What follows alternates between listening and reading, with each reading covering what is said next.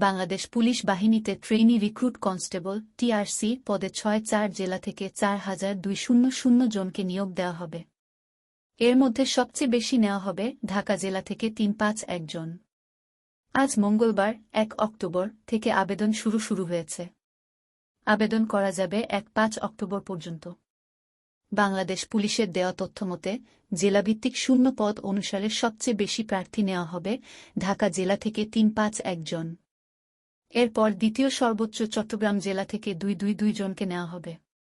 ছাড়া গাজীপুর জেলায় নেওয়া হবে ৯ জন, মানিকগঞ্জে ৪-১, মুন্সিগঞ্জে ৪-২, নারায়ণগঞ্জে ৮-৬, নরসিংদীতে ৬-৫, ফরিদপুরে ৫-৬, গোপালগঞ্জে ৩-৪, মাদারীপুরে ৩-৪, রাজবাড়ীতে ৩-১, শরীয়তপুরে ৩-৪, কিশোরগঞ্জে ৮-৫, টাঙ্গাইলে ১-০-৫, ময়মনসিংহে ১-৪-৯, জামালপুরে ৬-৭, নেত্রকোনায় ৬-৫, শেরপুরে ৩-৯, বান্দরবানে ১-১, কক্সবাজারে ৬-৭ জন।